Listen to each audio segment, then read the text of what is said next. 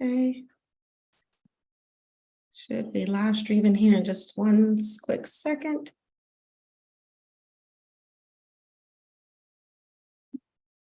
Okay.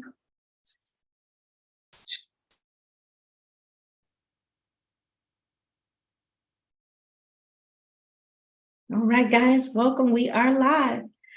All right, so we're just waiting on a few people to enter the room, and then our MC for the day will be taking over. And let me let our guests know that we are ready.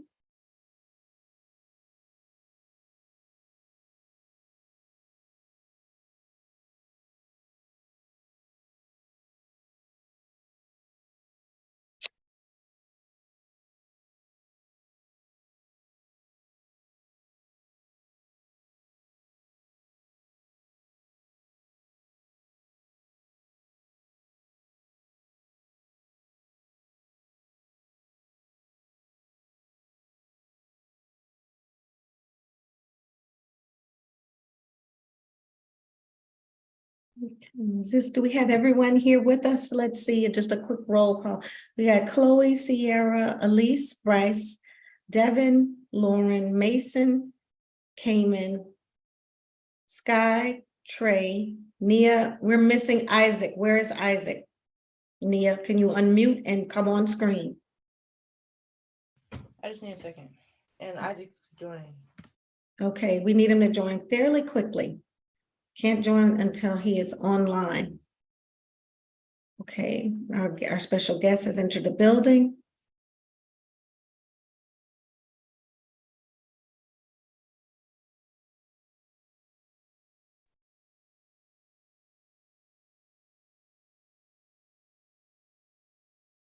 Okay, Nia.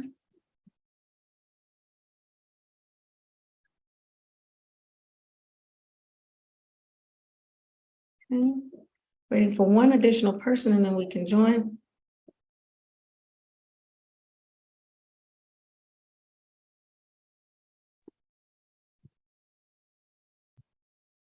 What we'll probably do is everybody have to do the block and start.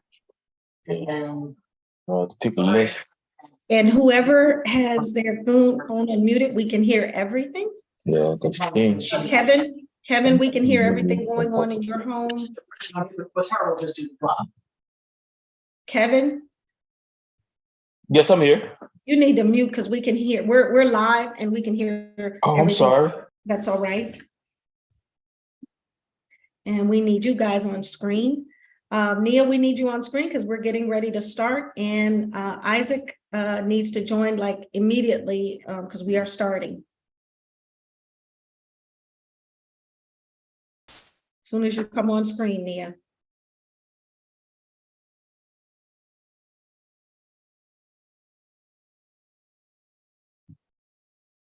We are 2 minutes late. Nia Hall, can I get you to come on screen? I'm not going to worry about Isaac. We're starting now. So Nia, are you able to come on screen? Yeah. Okay. Okay. Where's Isaac? He's supposed to be joining. Okay, here he is. All right, Felicia, take it away. Good afternoon. Hello, everyone. I'm glad people are here. I'm glad folks are here. Everyone's dressed up and ready to go. And hopefully some excitement on this Sunday afternoon, because this is important. What we're here to do matters. It matters how you present yourself to the world. It matters how you communicate. It matters how you market yourself to the world. So let's dig in. Let's get it going. My name is Felicia Lawrence. Thank you so much for having me. I am actually a television news anchor here at the lead station in Indianapolis, Indiana. And I'm from Chicago. I know there are a lot of Chicagoans on this call. And so I have deep Chicago ties, graduated from Morgan Park High School and attended North Carolina A&T State University. And I was enrolled in similar programs to what you guys are doing now. So I know it's like, okay, I gotta get dressed up and get going on a Sunday afternoon, but I promise you doing things like this, it will pay off. It will will be make a positive impact on your life. And if you really embrace it, it's going to set you apart from your peers. So thank you so much for being here, for caring about your future. Of course, if we have any parents who are watching, any parents in the room or folks who might be watching on social media, on YouTube and some of the other things, thank you so much for being here to support our youth as well. It matters. So let's get straight to Jackie Criddle. She's going to fill us in on how today is going to go and how we're all going to roll and get through this together. Go ahead, Jackie. Fantastic. Welcome, everyone. As Felicia just mentioned, thank you, Felicia, for a gracious introduction. I am the president and founder of the Midwest College Project. For those of you that are joining us for the very first time, we are a local 501c3 nonprofit dedicated to career and college planning.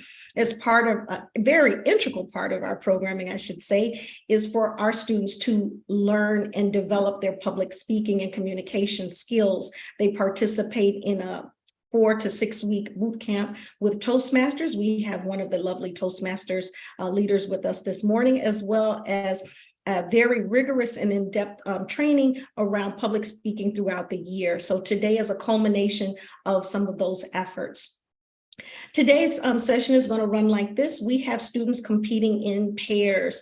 So each one of our tag teams, Felicia will be introducing them today, and they will have 5 minutes to give a pitch of their topic of choice around something of interest for them and garner our interest and our intrigue to hopefully land the hot spot of Pitch Perfect Pitch Person of the Day.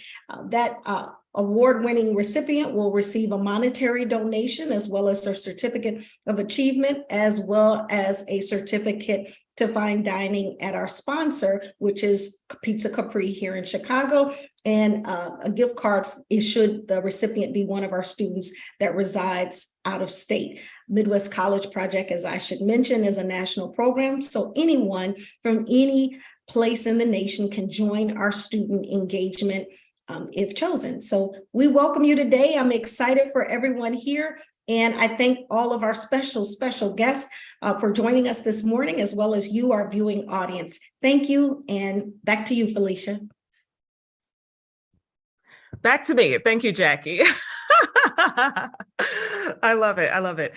As we were saying before, how you communicate and how you present yourself to the world, it absolutely matters. So the fact, and Jackie called it out before we got on this call, but what you wear, how your appearance is, how you're groomed, what you're saying, all of these things, are they clear, concise? Are you delivering your message? Are you delivering specific asks? Someone who knows a bunch more about this and wants to leave us with some words is Senior VP Susan Jacobs of Cranes Communications.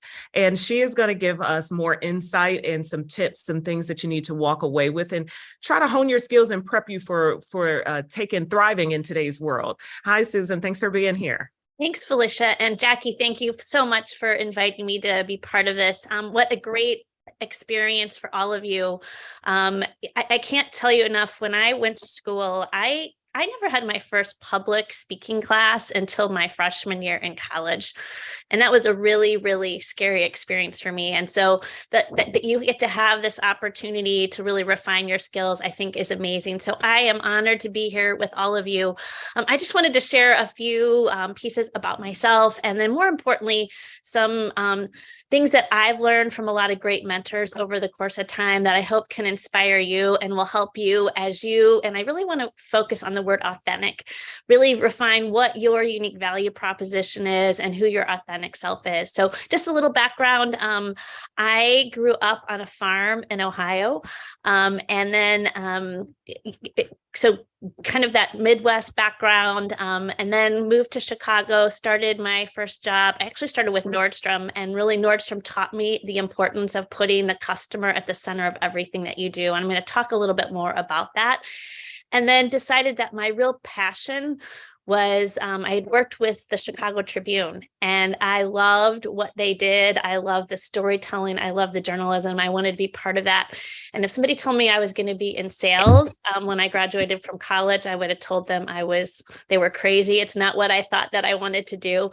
but I will also talk a little bit more later, but sales is much more about being a solution provider than really just being a salesperson.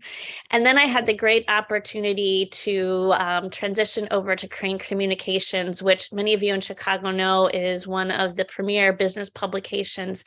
And I had actually taken a little stint in between there and went and worked for a technology company, which was a great experience.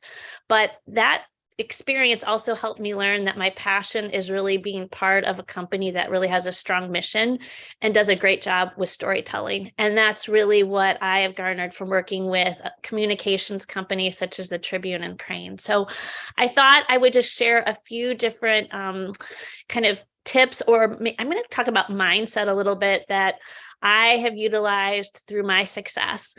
And the first that I wanted to share is, and I'm sure you've done a lot of these things already, but the importance of doing your homework.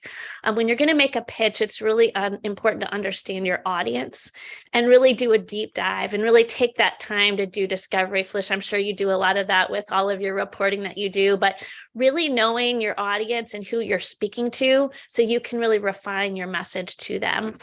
And then when you're doing that research, not only understanding who you're going to be speaking with, but also knowing, kind of identifying what are some opportunities or pain points that you have the opportunity to identify for them, because that's really where your solution is going to connect with them. And then really, most importantly, I think, determine what makes you unique.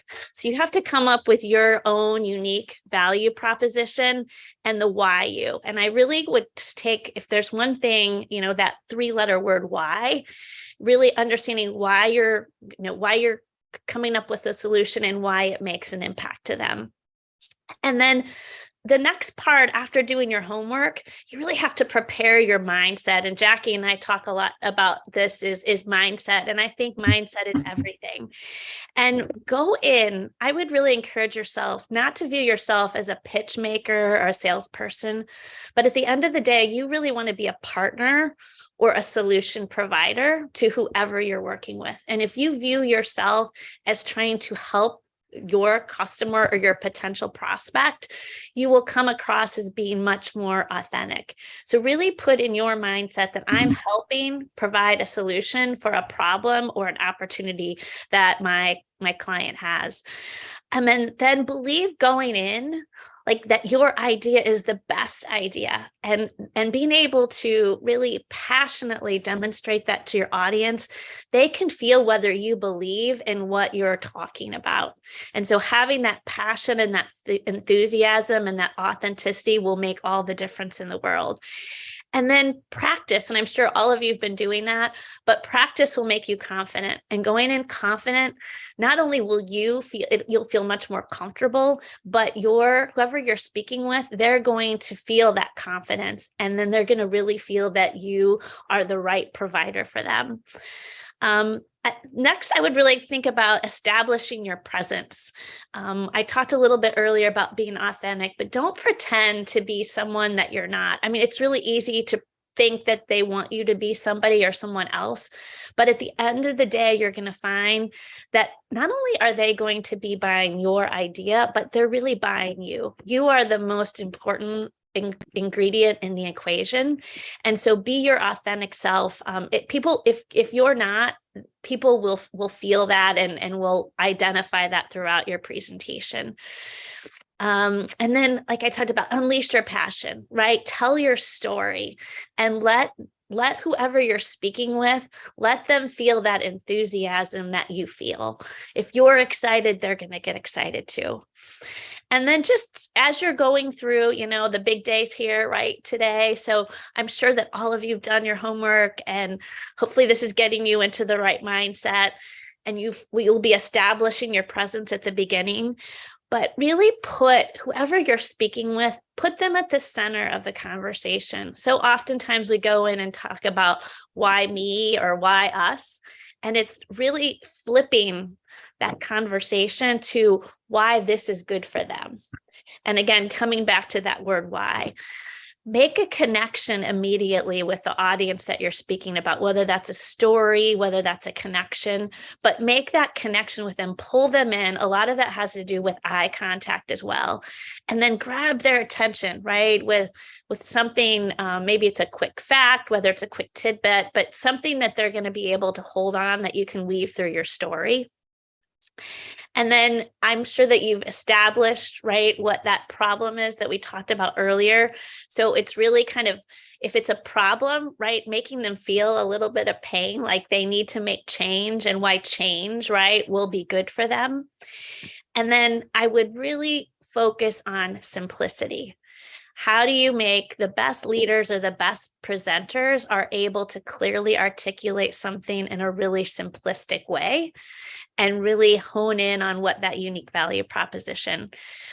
And then as you're identifying what your pitch is or what you're bringing forward, tell that through the lens of a story. And I think that's what I really learned through journalism, is that storytelling. And I really think that's why content versus advertising, it's what's resonating in the marketplace. People want to hear a story, and then bring your passion throughout that story. And then as you do that, unleash, right? Draw the clear connections between what you're going to be speaking with, or what you're bringing to them, how that's going to impact change, how that's going to make a difference to their organization, to their employees, to their bottom line. And then always at the end, sometimes it seems like the most obvious, but sometimes we forget to do that, is really ask for the business, right? Ask for the order. Ask them if they have any concerns with what you've presented, address any questions that they might have. So that's, as I go through, that's really how I start, is doing my homework, creating the right mindset, establishing a presence, and then really having that storytelling mindset and the why throughout my pitch. And then most importantly, right, ask for the order and then do your follow-up afterwards, kind of reestablishing those key points that you talked about throughout your pitch. So with that, I wanted to leave you with one quote from a female leader that's, I think, phenomenal, Michelle Obama. And it's, success isn't about how much money you make, it's about the difference you make in people's lives.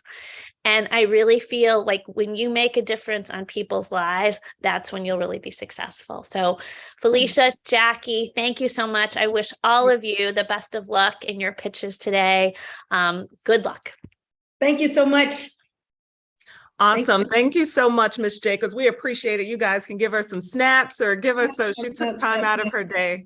We appreciate that. And certainly some things that stood out. I mean, you might look at her and say, oh, she's a professional. She's a grown up, an adult, and I have time and it takes time. All of that is true, but your practice and the habits that you practice now, that starts today. And so she might be pitching to a client, but you might be pitching to one of your teachers. You might be pitching to try to get that extra credit or that extra assignment or some extra help. So, some of those things you can take from her grown-up world and apply to your world today, which will do good. Ms. Jacobs, thank you for your time. We know that your schedule doesn't permit you to stay a little bit longer, but we do appreciate the love you were able to share here with us today. Thanks so much. Okay, are we ready to get into it, Jackie? Yes, we are. Well, let's get into it. As we said, we want you turned up and turned on. We want our cameras big and bright and ready to go.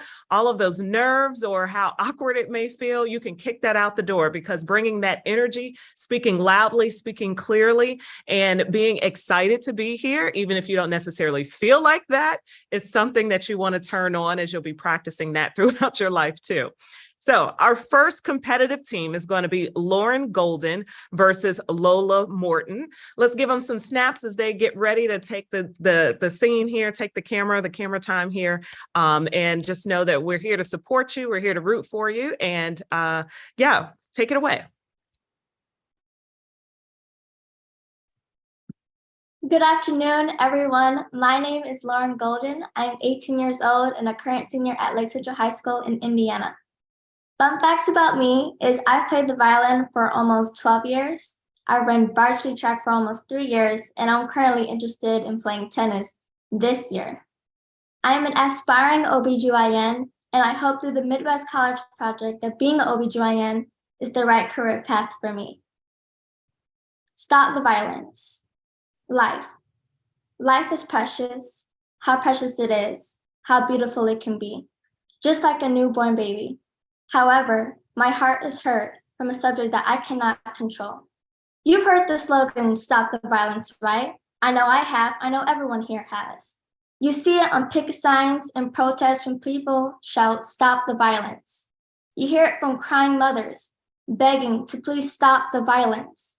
The acts of this when someone has been killed from racism, killed because of greed, or simply because they were at the wrong place at the wrong time. Violence. You remember back in the 1960s, 4 young girls were killed in a church bombing in Birmingham, Alabama. Fast forward to 2012. Trayvon Martin, a 17-year-old, was unarmed and killed in a neighborhood watch due to racial profiling. In 2020, George Floyd was killed by the hands of the police in Minnesota. May 14th, this year, was a mass shooting in a grocery store in Buffalo, New York. We could say stop the violence, but when will the violence actually stop towards Black people? And I know what you're thinking. What about Black on Black crime? He explained to me why have so many Blacks died in major cities like Philadelphia, Chicago, Detroit, or even Los Angeles. Why have so many Blacks died by their own people? And the truth is, I don't have the answer to that. Do you? Does anyone here have the answer to why violence won't stop?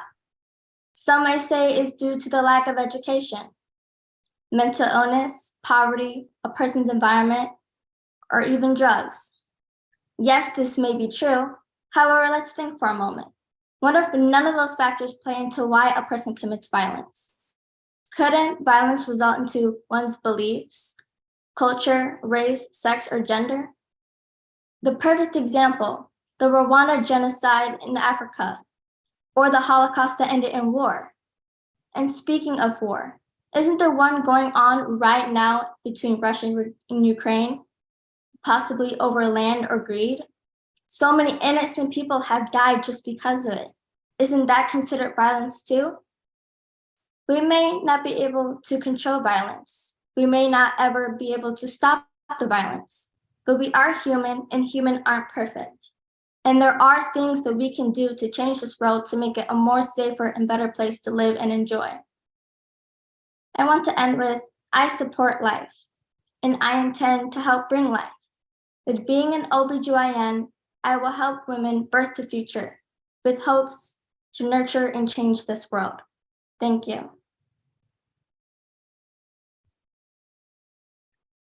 Awesome. Thank you so much, Lauren, for sharing not only a little bit about yourself, but also a topic that you're passionate about. And you want us, the rest of us, to think about it too. Some thought-provoking ideas there. Let's get to our next person, Lola Morton. Hi, everyone. I'm Lola Morton, and I'm a junior at Jones College Prep. I'm currently a member of my school's Black Student Union and our Best Buddies organization, which is dedicated to creating an inclusive school environment for kids with intellectual and developmental disabilities. I played volleyball for 5 years and enjoy acting, so hopefully I'll be participating in our school's upcoming musical. I'm in my school's pre-law program, and I'm interested in becoming a lawyer. Growing up in Chicago, a city whose beauty is dampened by its violence, the flashing lights of police cars and the sound of the ambulance sirens are all too familiar to me. I vividly remember as a child hearing my mother tell me that we couldn't play at my favorite park down the street because a young girl's life was taken from her by a reckless act of violence. Hydea Pendleton was her name, and I'll never forget it. She was just 1 year younger than I am now, and she was just playing at the park with her friends when their group was mistaken for a rival gang by shooters. I recall thinking to myself, how could something like this happen? Why would they do this?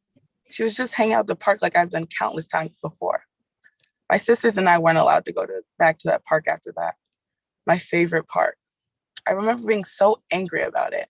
I couldn't understand why something that I loved was taken away from me because of some reckless act of violence. That beautiful child's life was just gone.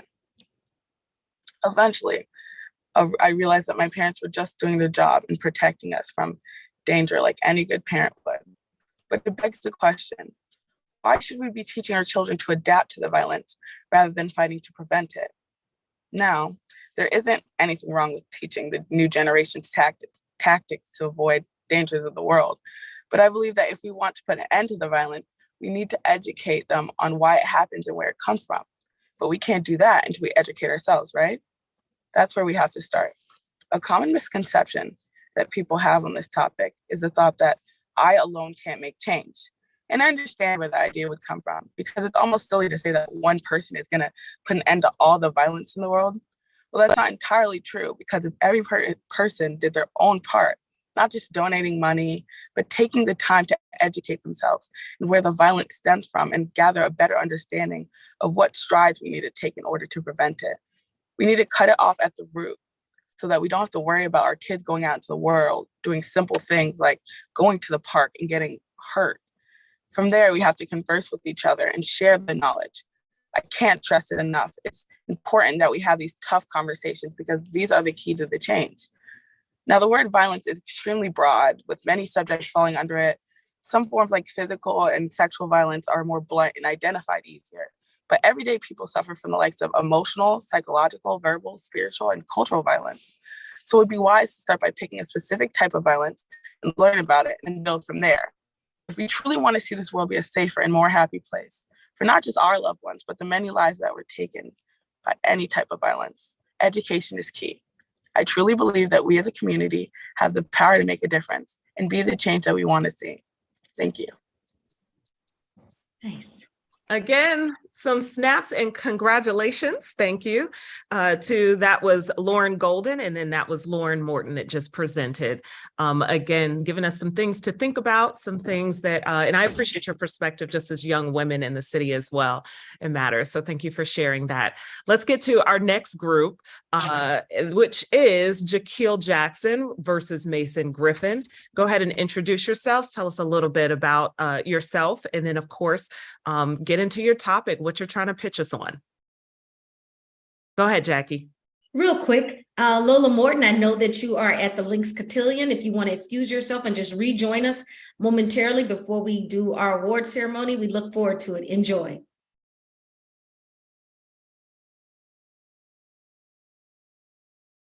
Wonderful. Okay, let's get Jaquil Jackson and Mason Griffin. Jaquil, we'll go ahead and start with you. Good afternoon. My name is Jaquil Jackson. I'm a 15-year-old student athlete at De La Salle, and I am an aspiring film director, professional basketball player, and entrepreneur. Now, today, I'll be speaking about the power in finding your voice, and I want to thank you for this awesome opportunity, Ms. Jackie and MCP. I'm, like many of you here, are a proud, unapologetic member of Gen Z, and that's basically people born between 1997 and 2012. But I was not always a proud, confident member of anything.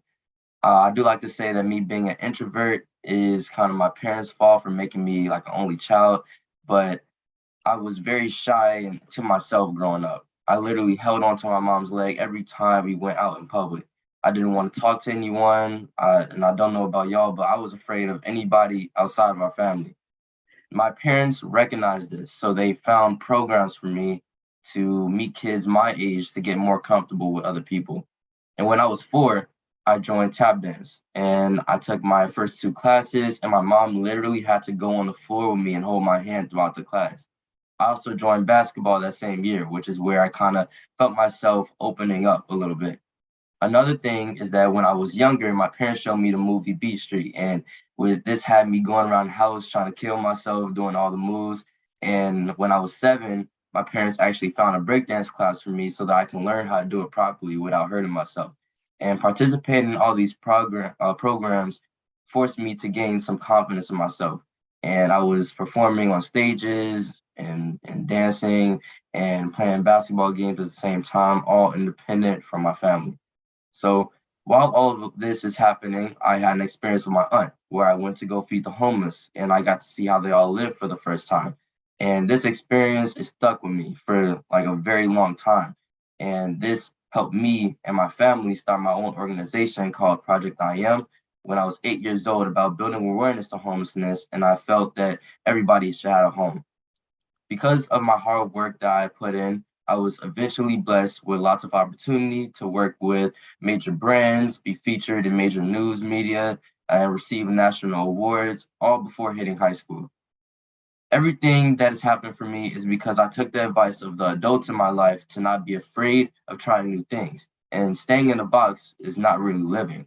It doesn't really breed success, and success is what I am hoping for. I created a quote, "Don't wait to be great," which means that young people don't have to wait until we're adults to be change agents or start our own business, because we can do it right now. It's because of this that I've become a two-time best-selling author, a social entrepreneur, and I now mentor middle school kids and helping them with having confidence, standing tall, and finding their own voice. Another thing that I've learned along the way is that we are responsible for creating our own narrative.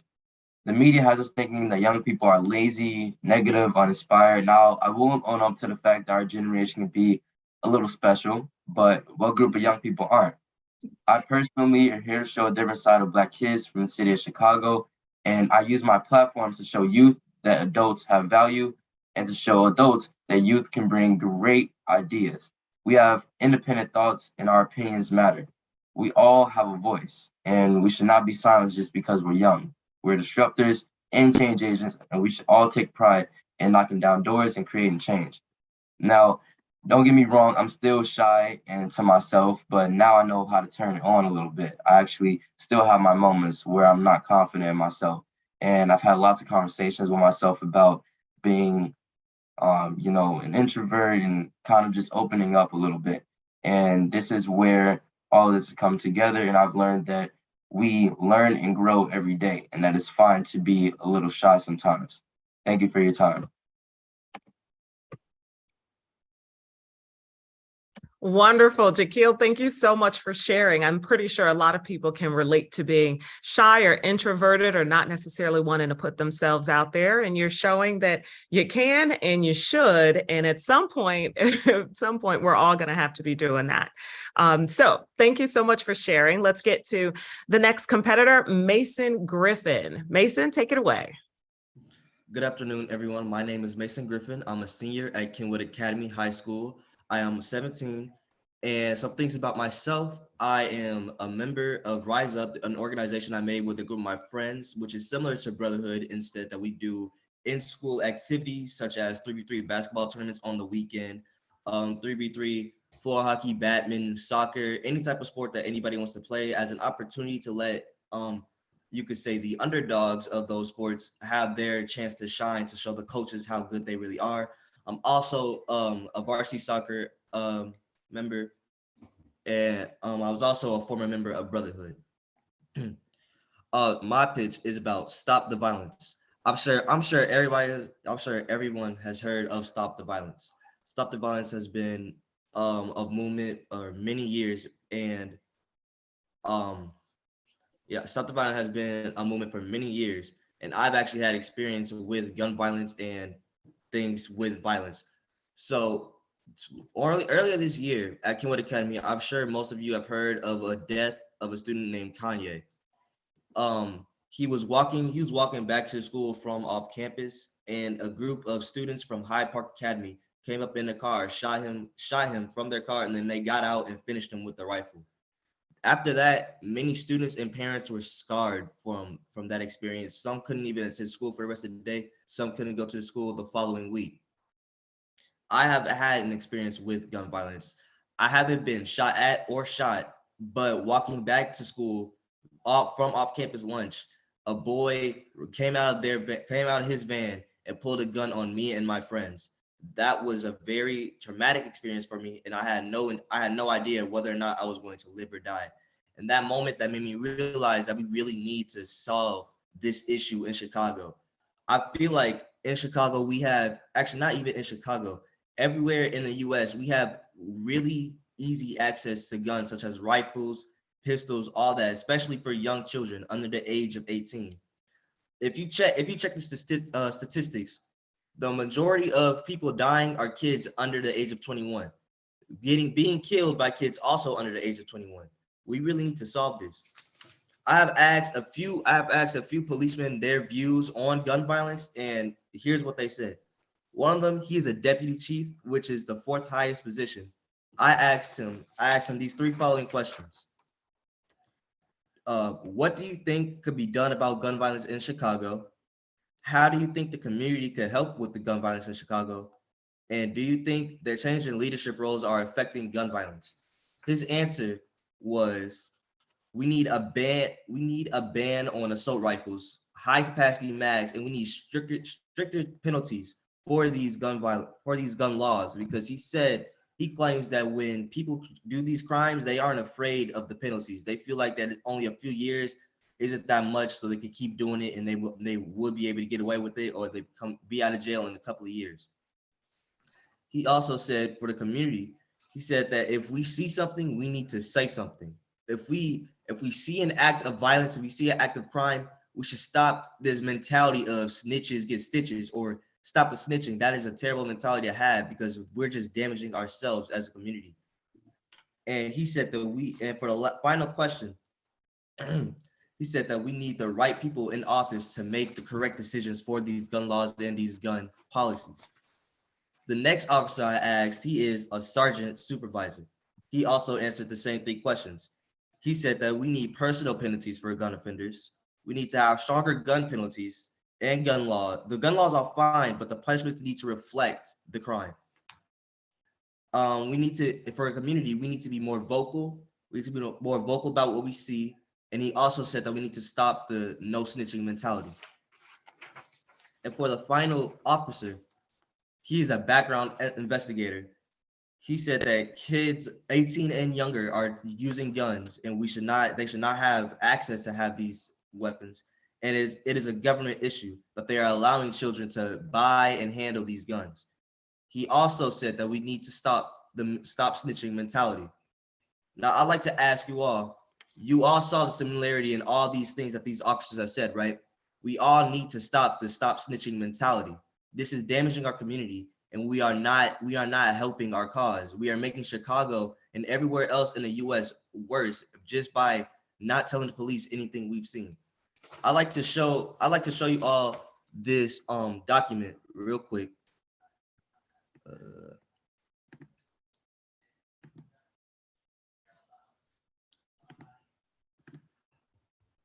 Okay, if you can see my screen, you can see the historical comparison of the years of the violence and all the assaults from past years. In 2022, we have the highest of 2021, 2022, and all the years beforehand.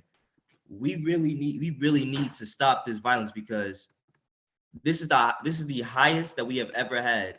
This is the highest that we have ever had in violence. So to conclude my pitch, I would like to ask the audience, could you please stop this stop snitching mentality and please speak up with anything that you see? Thank you. All right, snaps for Mason. Thank you so much. Passionate topic, important topic. You shared a personal anecdote there, a personal story and experience with it, and as well statistics and primary sources of people who are on the front lines dealing with this. So thank you so much. And thank you for your presentation in that manner, designing it in that manner. We'll keep moving. We have some more folks to get to today. We next have Sky Satati and Cole Spencer. So of course, we'll be starting with Sky first. Go ahead, Sky.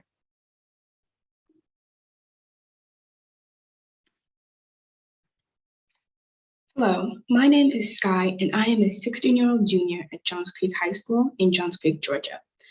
I am on my school's track team, and some fun facts about me is that I have lived in 3 different countries and that I am fluent in 2 different languages. Today, I will be speaking about attracting women into engineering and why this is such an important topic. The engineering field within STEM is one of the backbones of our society and will carry a very important role in our future. Everybody is aware of the biases and the biases that women face around the world, and including getting to that, to leave it on, we would have to start including them in major fields of prosperity that help our country. Currently, of all the engineering graduates that are women all across the United States, 14% are women, leaving the remaining 86 only to be men.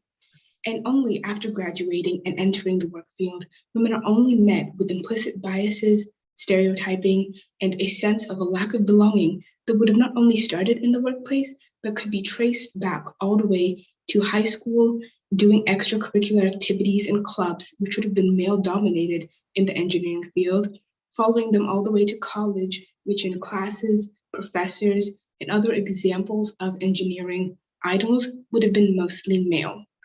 Now, another area in which it would be very difficult for women to rise up within the engineering field is that after they have put in their 4 hours and 4 long years of labor within college and gotten their degrees and began their work, women face a much higher chance of likelihood of leaving their engineering field once they reach around the ages of 30 to 40, because it is well known that women take most of the burdens and pressures of child rearing and taking care of their family home. The demanding long work hours that engineering would require, the stress that it would bring on interpersonal relationships, and perhaps the long hours away and travel could all heavily impact this, which make women much likelier to leave their engineering fields and leave it to their male counterparts to carry on in these careers all the way into retirement age. Now, talking about attracting women into engineering, we have to start addressing some of these issues and being able to remove them. You might be asking yourselves, how would you yourselves be able to help such an issue that you are far away from? You may be thinking that you are not yourself interested in engineering, so it may not matter to you. But I myself am not interested in taking on the engineering field when I graduate, but I have realized that I have many friends who follow and want to do engineering, who are women, and I have realized that they will face many issues and that I want to do my part in supporting them when they take on these endeavors. Ways that we can do this is that we can provide support, shoulders to lean on, and help alleviate the pressure that they feel going into these fields. That women who are in these fields need to come together and they need to start speaking to each other and talking about the biases and the stereotyping they face in these places so that they cannot be denied, that they are not seeing things, and that there are actual stereotypes and biases going on in the workplace. Thank you.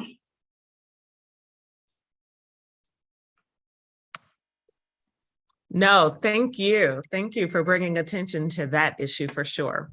You are going up against Cole Spencer. So Cole Spencer, or I'm sorry, is it Cole or Chloe? It's Chloe. Chloe. Okay, thank you. My paper has a typo, but Chloe, thank you so much. Hi, good morning. My name is Chloe Spencer. I attend Bonneville High School in Kenner, Louisiana. I'm currently a cheerleader and I'm also on the student council. Today, I want to talk about big dreams.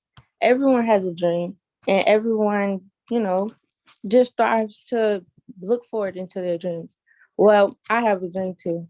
My dream is to become a hair braider and go to cosmetology school in Atlanta. I want to go to cosmetology school in Atlanta because, hair influencers in Atlanta, they're just like top notch. They got it. I want to encourage everybody to keep looking into their dreams. Don't let a dream just be a dream. Let it become your reality. If you want to do something, go out and fight for it. As young people, we're so distracted by social media, other things, athletes, we're distracted by any other thing besides what we're looking for. The point in having a goal is to reach that goal. So let's take time to imagine this. A little girl from Louisiana, 10, in her living room playing with a whole bunch of dogs doing hair. Well, I was that little girl. Doing hair then probably was just a joke to me because I was young and I was just learning how to braid or even do my own hair. But now that I'm older, it's my passion. I would love to go to cosmetology school, as I said, but it took a long time for me to get there to where I am now because I thought of this goal as just a dream. For a long time, I was doubting myself. Sorry, guys. I was doubting myself and other people were doubting me too. It never really helped that other people were doubting me. So I encourage everybody to support everybody in everything that they do. Not only does making your dreams come true make you proud, but it can also make you realize you can do anything you put your mind to. It's a great feeling knowing that you accomplished something just based off of what you know. I didn't learn hair from anybody else personally. So you can do something without having to learn from anybody else. Thank you.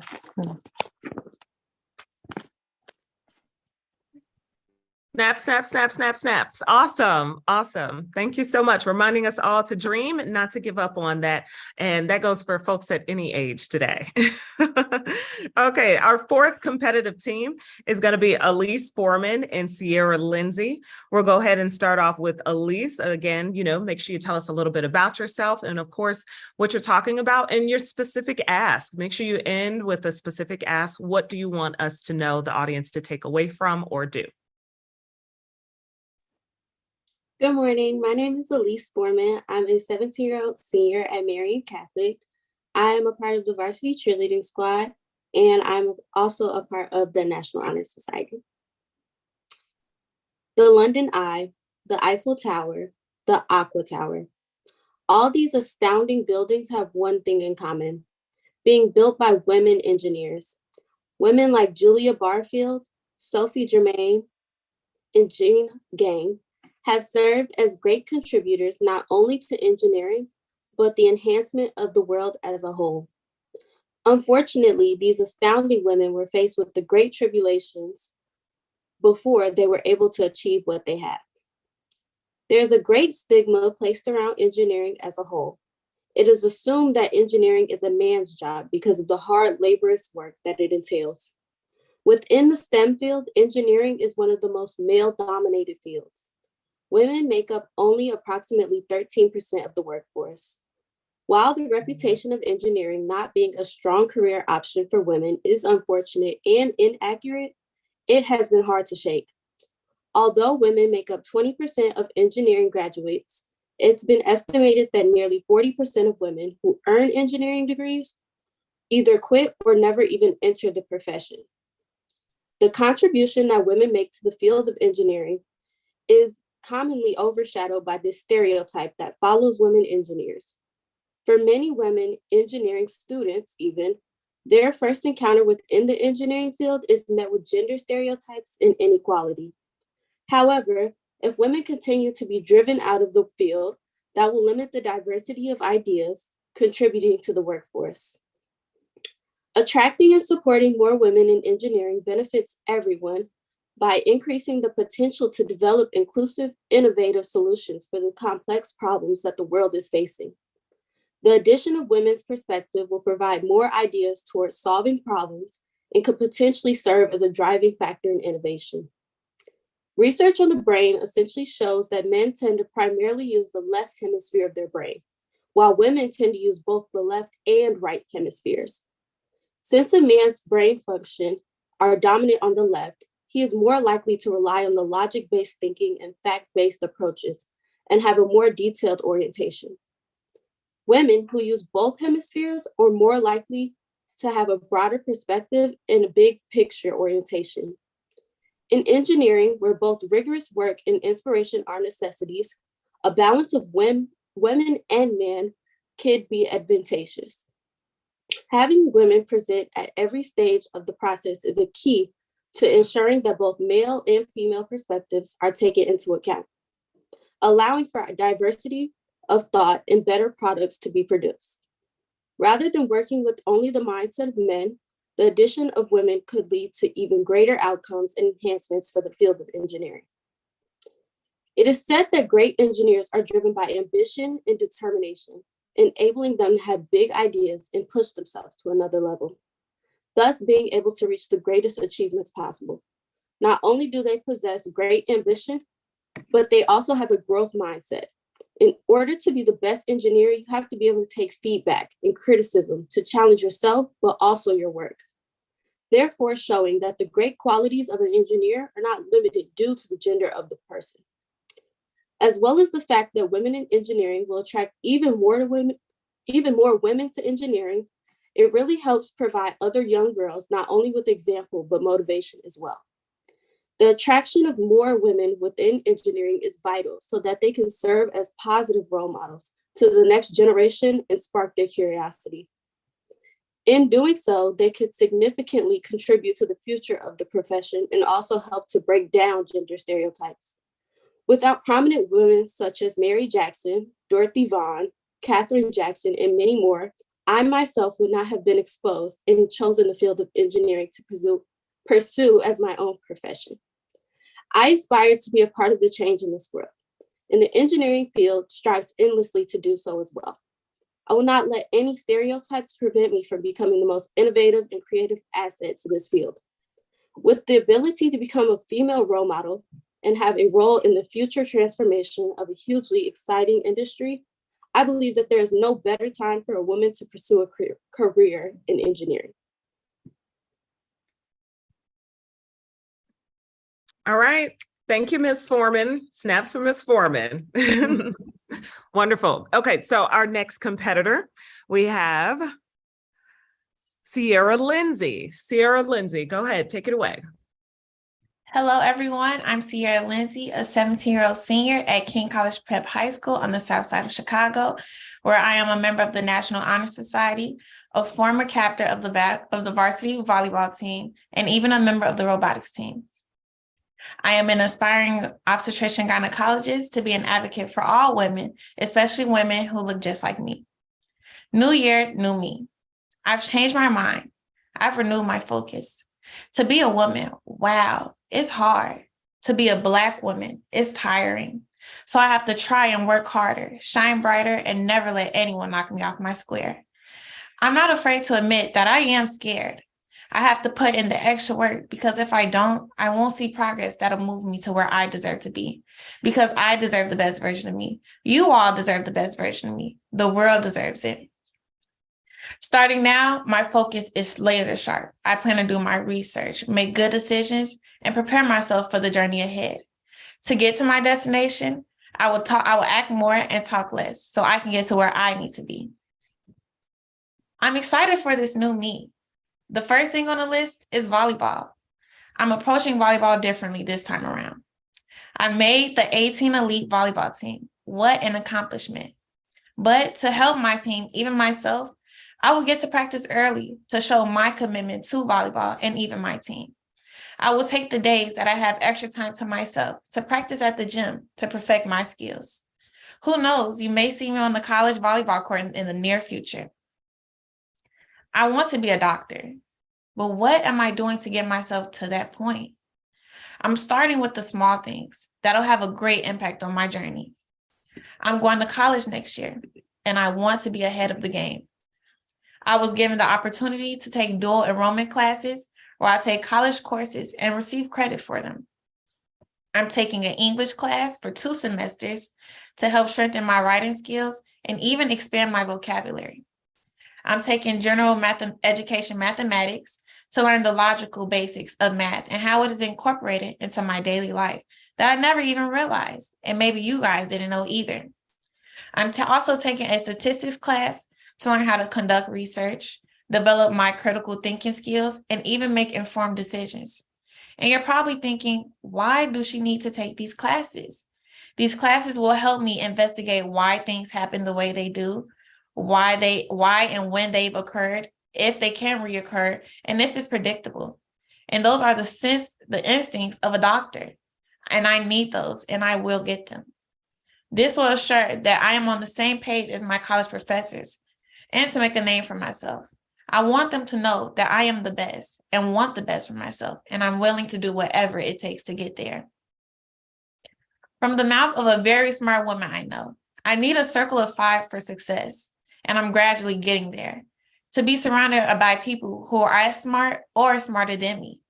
I want to be around people who are ambitious and want more from themselves, and even me as a friend or an associate. To be something in life, whatever it may be, but the measures they are taking to get to their goal and to never stop once they've gotten there. To be around those who are the total opposite, will and can bring me down. And I don't want that for myself. No one should. From speaking to you all, I'm pretty sure you can see the amount of work I am willing to take to succeed. But how far will I go if I don't take care of me, the whole me, physically, emotionally, and mentally? Our mental health is the most important thing for us to be happy and even continue with ourselves. Even in the moment of trying to get things done, I know that I can get overwhelmed.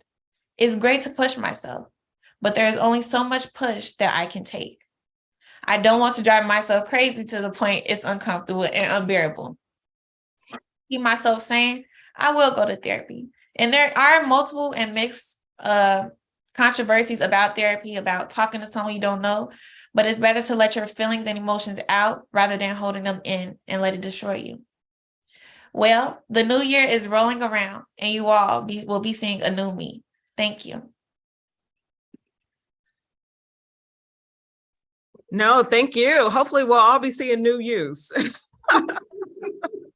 Hopefully we will all be seeing new people. Thank you for the reminder for self-care and optimizing what you got going on with you inside and outside to hopefully be the best version of yourself for others and of course for yourself.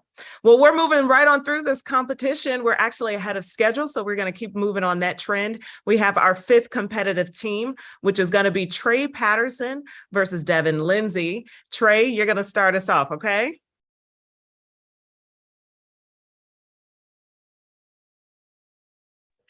Hi, my name is Trey Patterson, and I'm a freshman attending Kenwood Academy. A fun fact about me that I am the youngest NPC member in this call. Life beyond basketball. Have you ever had a passion for a sport and you end up losing that passion for whatever reason? I also have another question. Why do kids, like at a young age, let coaches and let bad games, bad practices get to their head and let them question their passion for the sport, which leads them to quit and they just don't do no sports in their life? It is good to stay active at a young age and do a lot of sports, which can help you be successful in life. But if so, you are losing your passion for the love of the game. I was that kid at some point. My life used to be all about basketball. My life is super different now though. Ever since 8th grade, my passion for the game went downhill because even though I made the team, it didn't feel like I was in the team though. And the reason for that is because when I was at practice, I wouldn't do anything of any of the plays. I would just sit out to the side doing whatever I want. And I feel like as a team, we should all be practicing as a team and all of us should be participating. I would just sit out on the side at games and stuff like that. And I wanted to quit and I lost passion for the game. I eventually ended up quitting the team and joining a different team, which I gained passion back of my confidence. These actions led me questioning my love for the game, and this made me want to do something different in my life. I still love the game of basketball, but that coach made me lose confidence in myself, and I completely gave up on everything on myself. I eventually started gaining my confidence back though. Even though I lost passion and confidence in the game, I still have some type of love for the game. I am now on my school's bowling team and looking forward to what that has in store for me and my team. I would love to be in sports management or become a sports agent like Scott Bars, because he is one of the top sports agents. In 2020, he has closed contracts totaling more than $41.2 billion. Now that's a lot of money. I want to go into the sports industry and become an agent so that I can help other basketball players fulfill those dreams like I was at some point, and helping them make it to the next level. Hoping that they don't let go of their dreams and they thrive and be successful. I have a message to the kids or whoever needs to hear this, is that if something made you question your talent or passion for a sport you love, don't let that affect you in any way possible. Instead, use that negative energy and comments to push you and motivate you to become a better person. Keep the passion for that sport and just thrive and don't think about what other people think about you. Be yourself, work hard, and stay confident in yourself, and your goals will come true. Life beyond basketball. Speaking from experience, you can make anything happen as long as you put your mind to it and don't let anything, and I mean anything, stop you from letting that happen. Don't end up like me, where you end up letting a coach ruin your passion and love for the game, you end up wanting to play ball again. Instead, you should prove whoever doubted you and made you feel down wrong and do what you love. Just do you, and everything you love will fall back in place in order for you to thrive and be successful. Life beyond basketball. I have another example on why you shouldn't give up on something you love, because there's always somebody who is going to give you a shot and see the potential in you, even if that someone Either that's someone you grew up with, a coach, your mom, your dad, etc. I am saying this because I joined the AAU team and the coach loved me. The coach liked my energy, the way I played, and how I brought energy to the team. He ended up putting his trust in me, and I finally got the chance to show actually what I can actually do. This happening, I started gaining my confidence back and overall feeling great about myself and surrounded by people that make me feel better. Which led me to gaining my confidence back. I am slowly gaining my passion for the game back. I just have to take that 8th grade experience and use it as a lesson and just let it go and move on with my life. And also still be successful in life and thrive knowing somebody is willing to put their trust in me and somebody that understands how much I love this game. Either after losing my passion to play it after the 8th grade experience. So with all that being said, I would like to tell you that even if you have a moment where someone or something makes you question your passion, don't let that affect you in any type of way or let you lose your passion. Instead, use that as a lesson and grind and do better than anybody else. Or just giving up is not going to do you any better in the long run. You using that as a lesson and using that to your advantage is going to help you in the long run and help you thrive and be successful. So as long as you improve, stay confident, and just do hard work, your dreams will come true. Thank you. Thank you so much. Snap, snap, snap. Certainly some good tips for all folks at all ages. Don't let other people dictate where you're going in life. You decide that. Thank you so much, Trey, for bringing us those words. Now we have Devin Lindsay. Take it away, Devin. Hello, everybody. I am Devin Lindsay. I am a junior attending Cremoni High School, where I'm a member of the varsity basketball team. A fun fact about me is that I transferred from King College Prep last year, where I was also a member of the boys basketball team. Life beyond basketball is complicated. I can personally tell you this as someone who plays basketball. When you commit and dedicate so much to basketball for so long, throughout that span of time, a person can lose pursuit of other careers besides basketball. Some may think that it's as simple as finding something else you're good at and pursuing it to the fullest. However, simple doesn't always mean easy. It can be difficult to figure out what you want to do in life when the only thing that you can think of is basketball. While some basketball players may have it easy to find careers after the end of their athletic career, others may find it extremely difficult to figure out what they want to do. It may be difficult to find a major. It may be difficult to figure out what college you want to go to. This can really slow down the athlete's transition into a career besides sports. It can put an athlete behind in their career planning process. It can apply pressure on an athlete, and it can possibly trick an athlete into mentally thinking that it is more difficult to plan their career than it actually is. As a person trying to transition into a career, being behind on plans you might have in the future is very inconvenient. It causes the number of things that have to be done to pile up.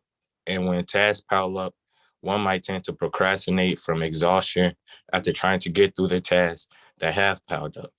And if the things that have to be done pile up, then one might become discouraged. And if that person becomes discouraged, then their procrastination may become even worse.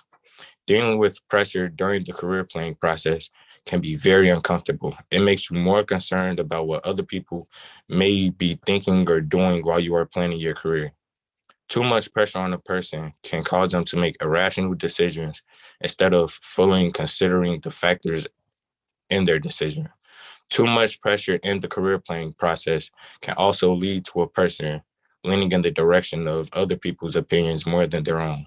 This can cloud a person's judgment on what they might think about a certain topic or idea and cause them to completely throw away the thought of the idea in the end. Being behind in planning a career can make a person think that they are not up to speed on their career because it is too difficult or they do not have enough help in the process. When a person begins to feel that they are behind in the process, they may begin to rush themselves and the decisions that they make. This can be perceived as a form of pressure, as it ultimately can cloud one's judgment on the ideas and decisions that they make. A person who begins to think that what they are trying to do is too difficult for them, they can become discouraged in the process. Becoming discouraged can lead to procrastination because a person does not want to do anything about their career. This is why it's very important for athletes to plan their careers ahead of time because it prevents them from going through the pressure or figuring something out at the last minute. It gives them more time to prepare as much as possible. And during that time, they can find people who can help them in the process. One may be able to view planning a career ahead of time as the exact opposite of procrastination. It is able to give athletes time to think about their careers with fresh ideas and clear thoughts. Their ideas and thoughts will be pure and uncorrupted by the thoughts and ideas of others. It is very important that when people plan their careers, they make their decisions when in the best state of mind. This cannot be done when in a rush and under pressure. When under pressure, it is possible that a person will not completely think through their decisions or assess their other options. Having time to prepare things for a career is important because it allows a person to get as much information set up as possible. Setting up information before a career is very convenient because it can prevent procrastination. When trying to figure out a career plan, it is very important to find people that can assist and help in the process. Having the perspective of other people can be very helpful because it can give a person a wider perspective on a decision before making it. When taking the perspective of others into account, it would be good to make sure their advice is pure and positive because negative perspectives can cloud your judgment on what you might believe you want to do in your career. Although life beyond basketball can be complicated, it can have its benefits. Players can take the lessons learned from their experiences on the court and apply them to their lives off the court. Players start applying lessons they learned from basketball to the real world early on. In conclusion, life after basketball can be either very complicated or very simple. It all really depends on the person and how determined they are to transition into a career other than sports. Life beyond basketball. Snaps, Devin, snaps. Thank you so much. Thank you for your perspective on that. We only have two more competitors, two more groups, I should say, left. So let's get straight to it because then we have to get to our judges and hear what they have to say. So Isaac Hall is going to be going up against Cameron Roberts.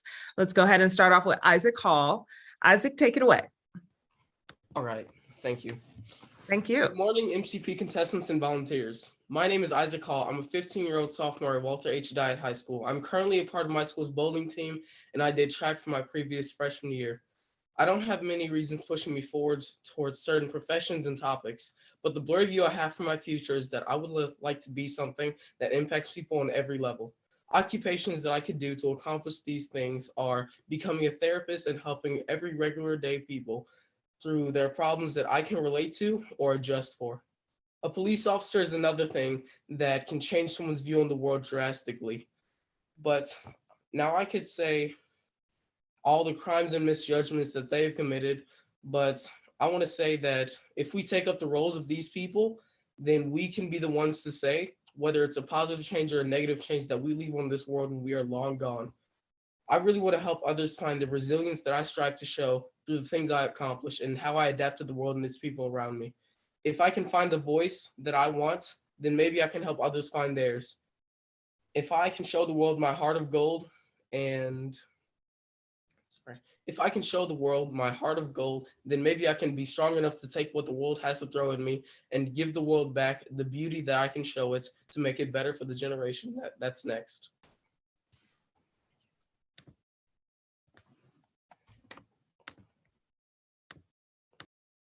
Isaac, we're ready for snaps. Wonderful. And then Cameron Roberts. Robertson. Robertson. Good afternoon, everybody. My name is Cameron Robertson. I am a sophomore at Homewood Flossmoor High School, and I like to participate in team sports as in baseball, football, and basketball.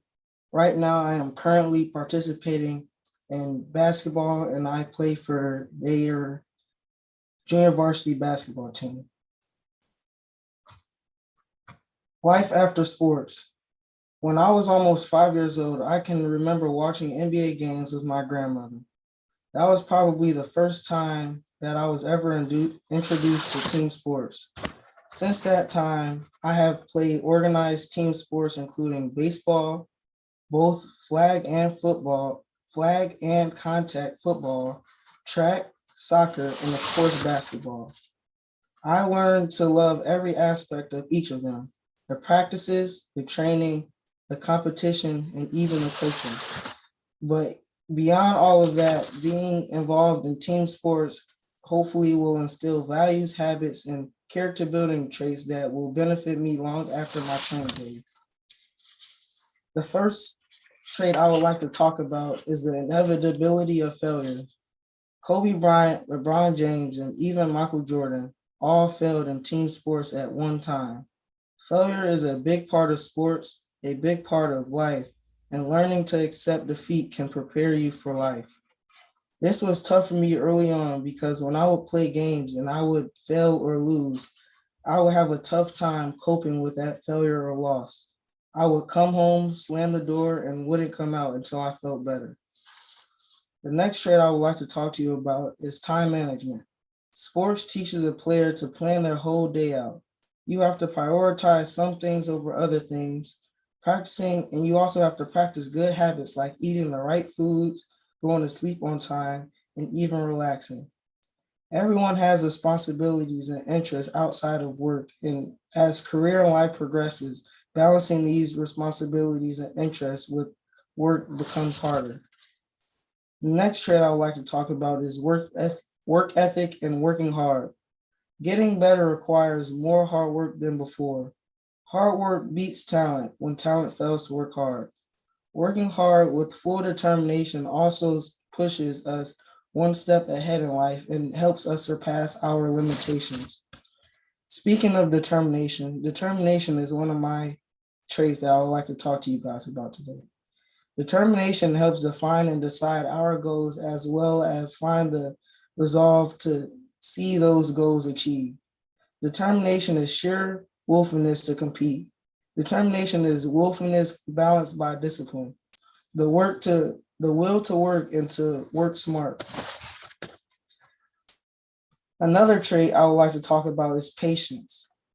You can't get good at something overnight. Patience is necessary to become great.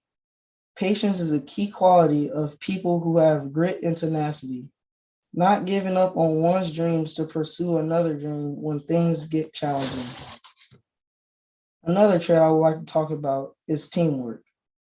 No sports team is successful without working together to reach a common goal, cooperating well with others and taking responsibilities for actions. Teamwork can be applicable to work or school. The next trait I would like to talk about is leadership. One thing my dad always said to me is if your teammates look up to you, whether you like it or not, you are the leader. Leaders lead by their actions, not their work.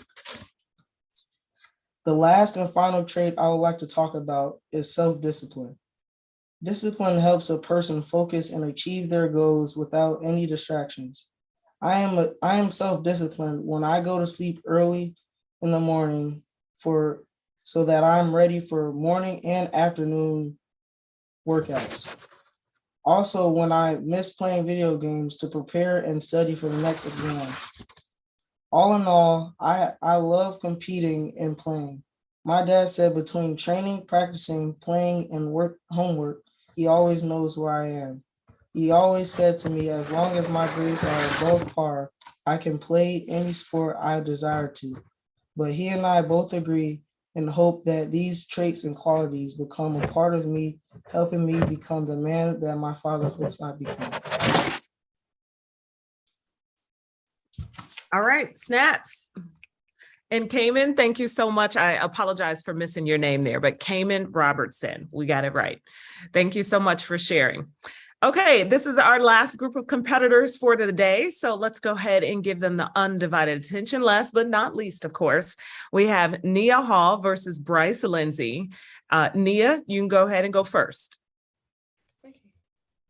My name is Nia Hall. I'm a senior at Walter H. Dyer High School, and I was on the volleyball team in my school for 2 years, last year and this year. This year my skills got better than last year, and that was good. I chose the topic Stop the Violence, and I entitled mine Unnecessary Killings. Do you know how many of our children have been brought down by guns this year? How many parents that are now mourning their kids? This year, 1,489 children were killed due to gun violence, and 4,005 were injured. There is no reason anyone should be brought down by gun violence, especially children. Imagine one of these casualties was a 14-year-old girl. Her life was perfect. Is my mic on?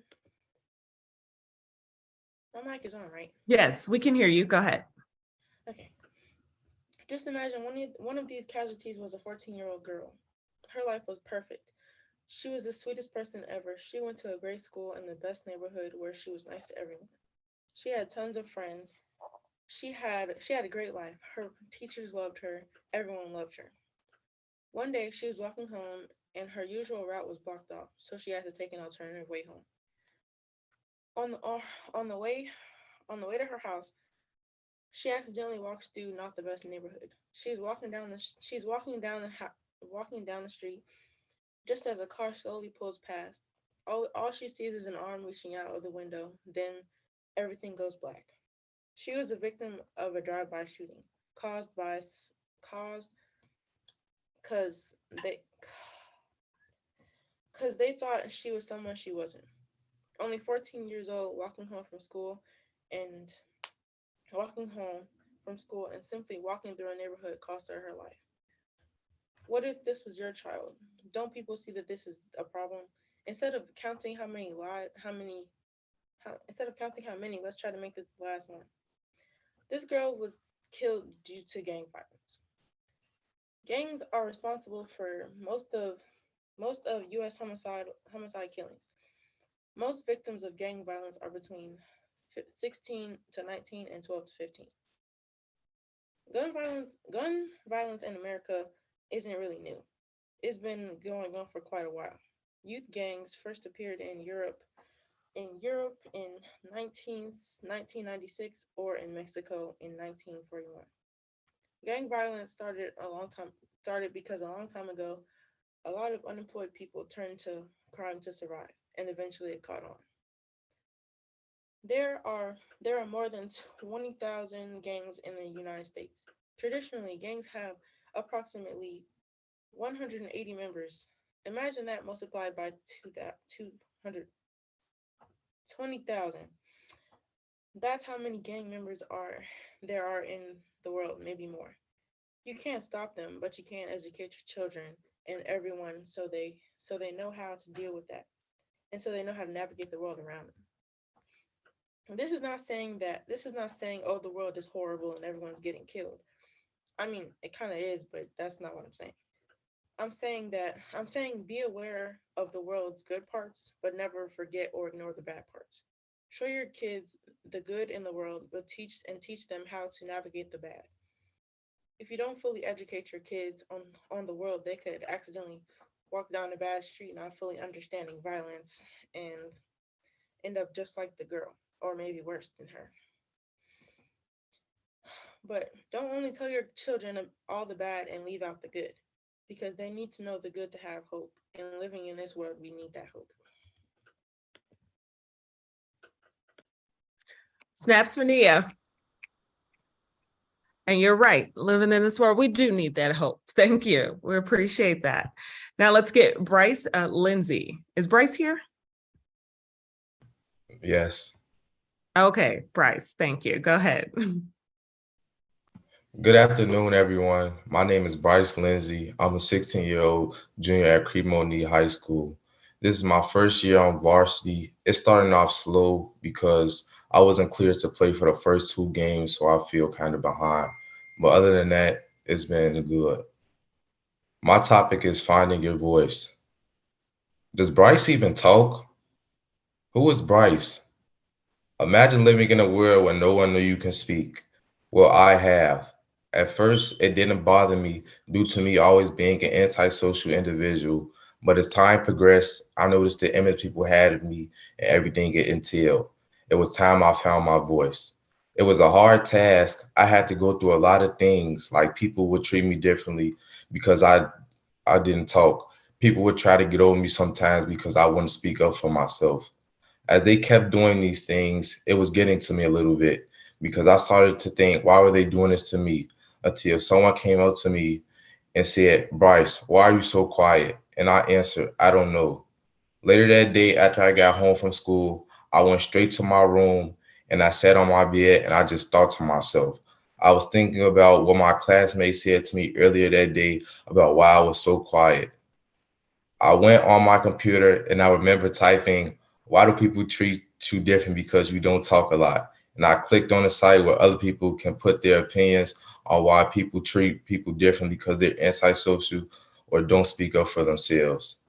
And one person said it's probably because they think you are weak. I don't know why, but his opinion stuck with me. So I said to myself, from now on, I'm going to speak up for myself. I'm not going to let nobody just walk over me. So I went to school the next day and I was doing my work and I had an eraser. And one of my classmates needed an eraser because he didn't have one. And he said in these exact words, give me your eraser. He didn't ask for anything. He said it as a demand. And when he said this, I took a quick pause and I thought to myself about what I told myself yesterday. I looked at him and I said, no, you're not getting my eraser. And after I said this, everybody in my class had a shocking look on their face. Then my classmate says, I'm not going to tell you again. Give me your eraser. And I respond, I said no. He goes to reach for my eraser, then bang, I punch him. Then he grabs me. Now we're just in a classroom tussling. Then the teacher calls the security guards and they break us up and send me to the dean's office. They immediately suspend me and call my parents. I was very scared because I thought I was going to get in trouble. So I'm just sitting in the dean's office nervous. 20 minutes go by and my dad comes into school to get me and we get in the car. And while we're in the car, he asked calmly what happened. And I told him what happened and he responded, you good, you didn't do anything wrong. If you would have been in trouble if you would have let that boy take your eraser. When he said this, I started smiling because I felt very relieved. After that, my mom called my dad to see what was happening with me. And my dad told her that he'll deal with me when he get home so she wouldn't possibly get mad and give me a punishment. When I got back to school, everything felt so different. Like people started treating me differently. Like nobody tried to just walk over me no more. I felt happier. I felt easier to speak up for myself, voice my opinions on things. A group of people came up to me and said, why did you punch him? And I responded, I was tired of people treating me bad and I did something about it. When people saw me stand up for myself, it encouraged those kids who were antisocial and scared to speak up for themselves to try to overcome it. This taught me the lesson to never be a follower and always be a leader. If you're one of those kids who doesn't speak up for themselves, you're going to have to eventually overcome it. It's good to overcome it because when you start doing this, you will start to know your worth. You will start to feel powerful and more confident. Because in this generation we live in today, people will try to belittle you for no reason. All they have to see is that you're frail and they will try to break you. But it's up to you if you're going to let them break you or you're going to become dominant and overpower them. It's not going to be easy, but you're just going to have to keep pushing. And when you overcome it, it's going to feel amazing. When I was antisocial and didn't speak up for myself, I didn't overcome it overnight. It took time. I had patience and was dedicated to defeat this mental block in my head. That is why I'm here today with my voice located right in my body. And if you want to overcome it like how I overcame it, you're going to have to be prepared for this journey. This is how that scared little boy became a man, and that man is Bryce Lindsay. Thank you. All right, snaps for Bryce. Okay, firstly, I missed the whole twin memo. I was checking these tiles to make sure because I thought I made a mistake. Didn't we already speak to Lindsay? But no, thank you for sharing your story and your truth and your experience of how you found your voice. We appreciate that. That looks like that's going to do it all for our competitors today. Let's meet our judges, and then I know they do need a second to deliberate. So let us go straight to them. Our first judge today is going to be Cassandra Lee. If you could just take a few seconds just to tell us who you are and an overall response, an overall thought or opinion on today's pitches, and then how you're going to be judging, what you'll be looking at specifically. Go ahead. Sounds good. Hey everyone, good day. I am Cassandra, Diva of Dialogue Lee, and I'm called the Diva of Dialogue because I use divine inspiration vocally applied to educate and empower my audiences. Through the use of my company, which is a professional development company, I teach classes around the world where I assist professionals with making certain that they feel confident in their workplace satisfaction and career success. I actually gained a lot of my confidence, and my voice was developed even further through my active membership in Toastmasters International. I'm one of the highest award-earning members of Toastmasters International, as well as one of the few district directors of Toastmasters International as well. I'm a historic leader because, as many of you have pointed out, you can't really be a follower, you must be a leader. And that's what I did. Leadership development through Toastmasters gave me that voice and gave me an opportunity to be present with you today. In judging, I'm looking for some of the areas that we touch on in Toastmasters. As a professional speaker and as an author, I'm using several of these areas as well.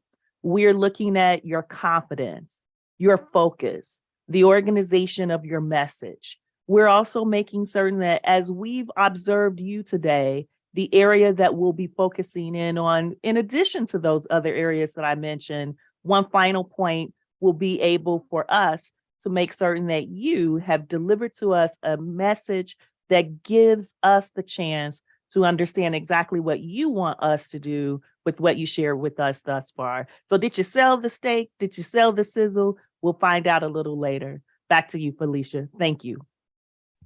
Thank you so much. Thanks for your energy and your expertise, which I'm sure we'll get a little bit more in just a minute.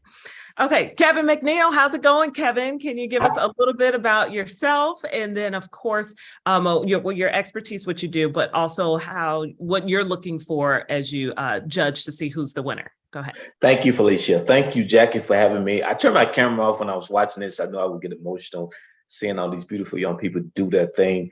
You know, being a former police officer and detective, you hear so many bad things about young people, but to see this really was a great thing to watch.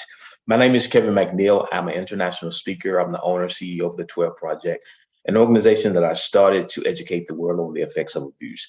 I speak all around the country and the world, educating the public, police departments, lawyers, and all types of professionals on the effects of trauma on the brain and how it affects violence in our culture.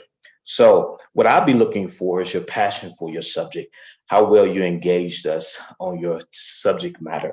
And I would be looking for your confidence. I would be looking for your eye contact, use of filler words, and engagement. Also, how much you included your audience in your thought process when you were presenting your pitch. And so I was really excited to hear so many of your pitches. Apologize for my internet connection I lost earlier. Got a lot of family in town. Everybody's on their tablet, TV, whatever. So I didn't get to see some of you all. My apologies for that. But what I'll be looking for is your engagement, your confidence, and your ability to convince me that you're passionate about what you're talking about. So look forward to judging. That is wonderful, Kevin. It's always good to see you. Yeah, good to see you as well. Absolutely. So there's going to be one winner from each duo and one best pitcher of the day. So you guys, Cassandra and Kevin, you can go ahead and mute yourselves and convene amongst yourselves. If you are going to use the chat, just make sure you're doing it privately. If you do end up doing that. And we're going to give them a chance to go ahead. Of course, this is a competition.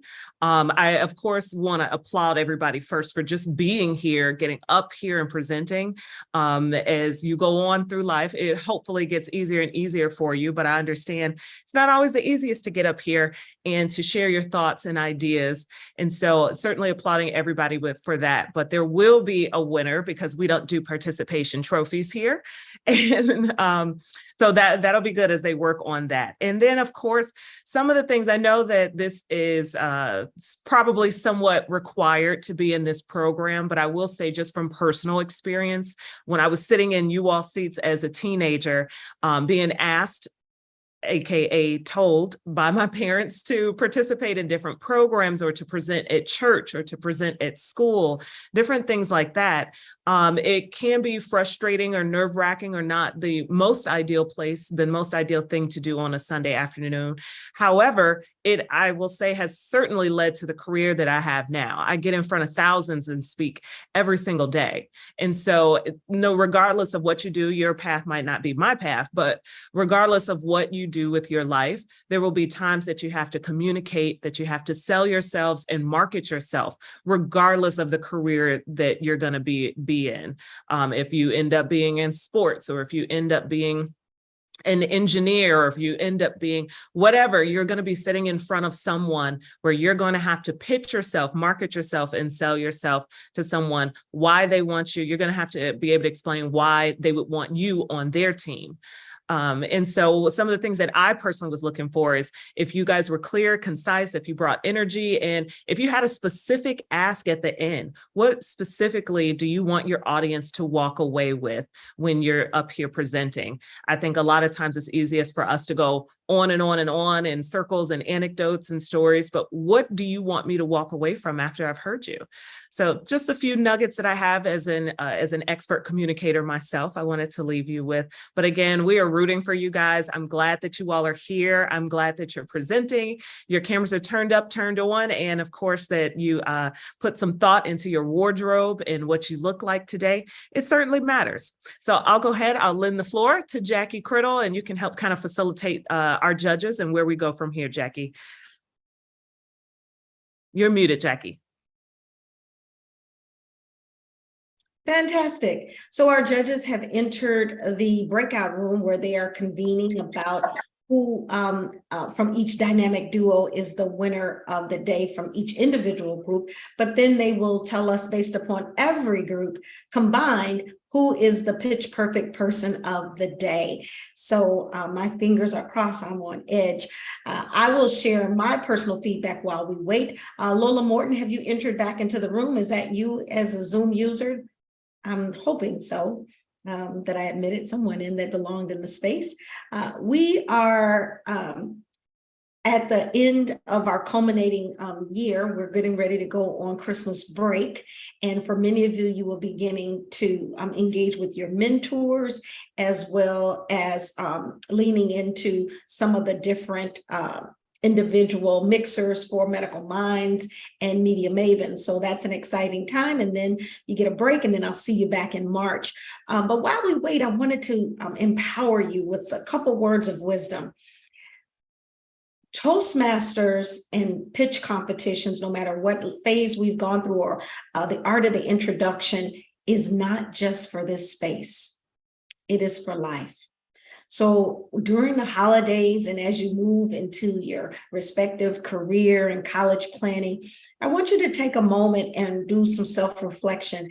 How can I introduce myself to my new friends in my college campuses, and my new professors, and my new internships over the summer, and my new mentor this holiday season with the art of the introduction? How can I make myself memorable?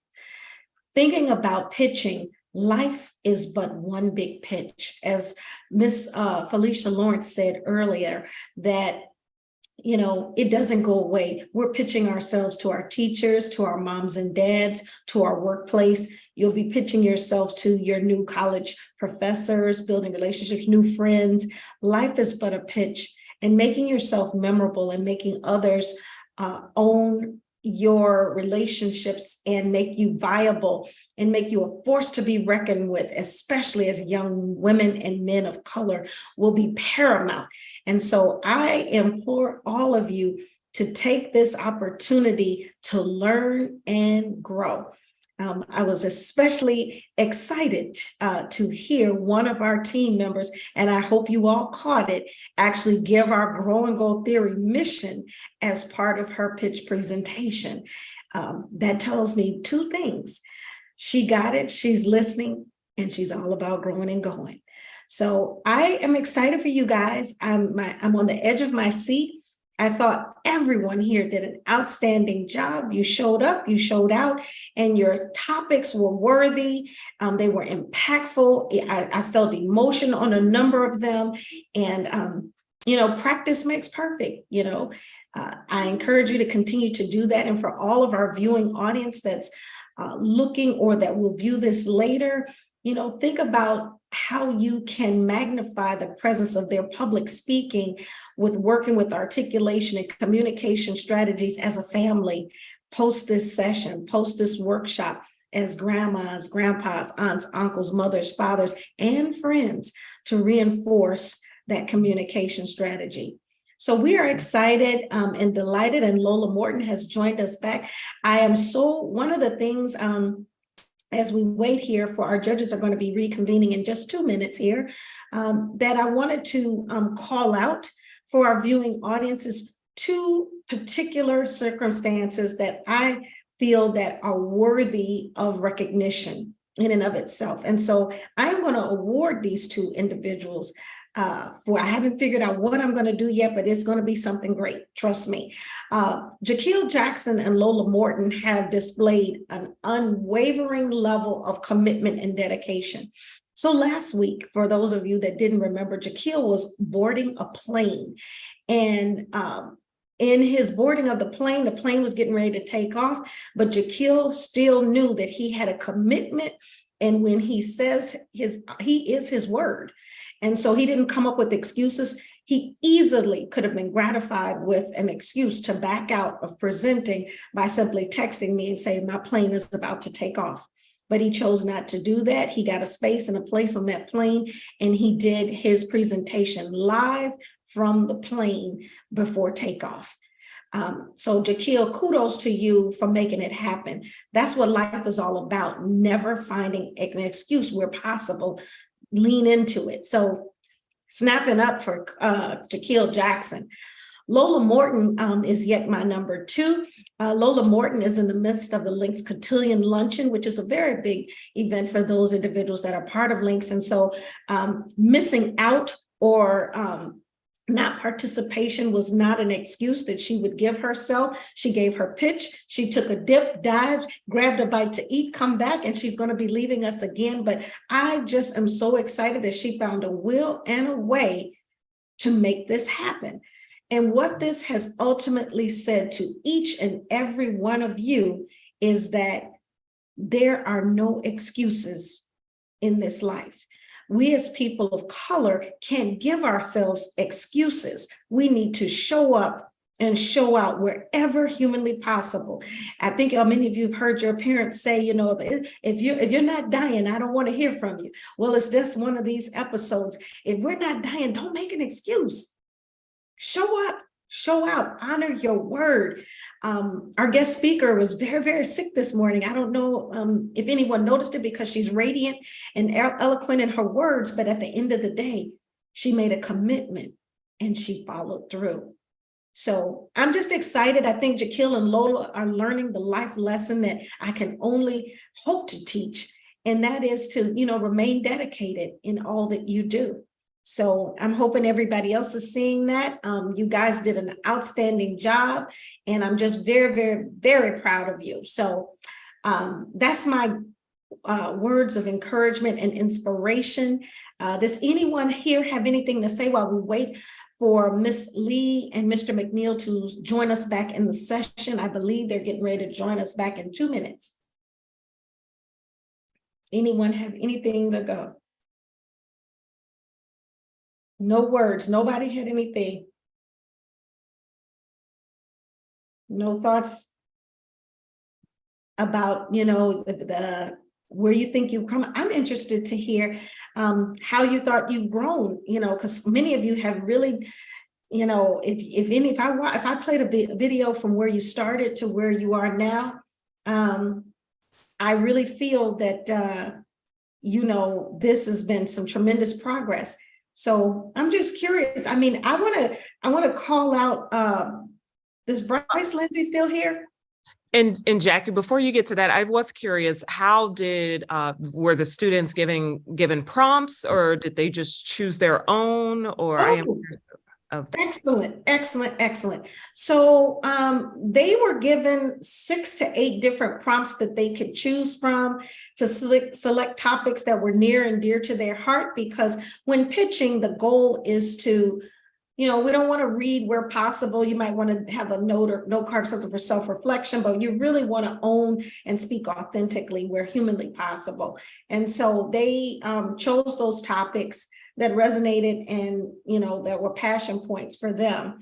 These pitch topics are about impact on their lives, people, places, and opportunities. As we heard, a lot of passion around gun violence and, their career pathways and things like that. So they chose their topic on their own.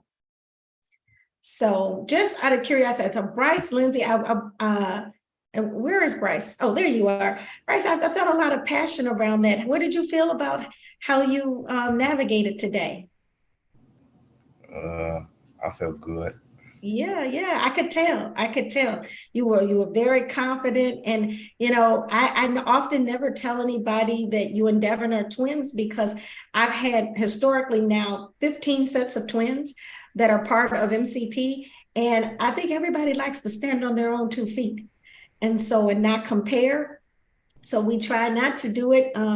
But you guys definitely are owning your own space. And I can see that. I can see the growth and development, and you are definitely on your own. So, and I can see Mom up there talking to Sierra. I can't get one session free of it, Shani. Anybody else have any feedback? Because we're getting ready to bring our judges back in here. Anybody else thoughts about how you felt about how everything has developed, anything you want to learn, or a word of wisdom to our viewing audience? Anyone in the room? Never be afraid to share. Sierra, Lindsay, go ahead. About the pitch, I feel relieved. This pitch competition is known for being very straining and like it's just a heavy weight on your chest, and to get it over with and hear everybody else's speeches was really relieving and calming. So this year, because we took a different approach, if anyone takes the liberty of looking at our website and see some of our other pitches that we've had historically over the year, sometimes we pitch off of a product or a service, and it's actually sometimes we pitch against other organizations, sometimes we pitch off of teams internally, and this year it was just a personal pitch. So we're always mixing it up, giving you guys variety. And she is correct. It is always the level of anxiety and excitement that goes into it is always a big thing. And why do you think that is, Miss Lauren? Why do you think people have that feeling?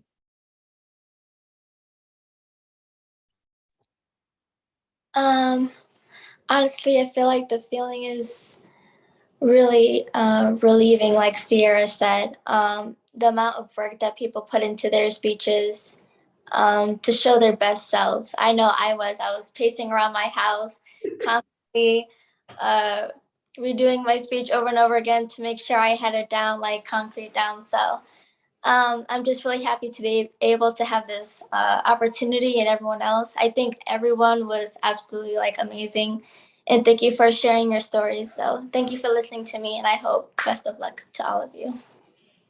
Yeah, thank you for that. I think everybody really just gets anxious and nervous because we have to practice to make perfect. And so once you guys do this more frequently, and as you go along in your career journeys, the anxiety and the trepidation about doing this kind of thing, it'll go away. Once you've gotten through your freshman year of college, most people call me back and they say, Mama Criddle, I got this. And the confidence exudes from within, and they go into interviews, and, they are well prepared for not just college and careers, they're prepared for life. So I'm very excited about that. So I am going to bring our judges back in. we will hear who the winners are. And just to reassure and reaffirm, and to give our viewing audience, somebody that may have just joined, our students have been competing for the Pitch Perfect competition in tag team duos. We've had 6 or 7 duos do their pitch against one another, and we will have one winner from each one of the duos and then one Pitch Perfect person for the day. Everyone will walk away victorious today. We'll all have certificates. We'll all get gift certificates to take ourselves out to lunch and wine and dine on some non-alcoholic beverages. And then we will there will be one winner that actually will have a monetary award in addition to all of that, which is our Pitch Perfect person of the day. So with that being said, let me hustle on over to our breakout rooms, and I'm closing all rooms.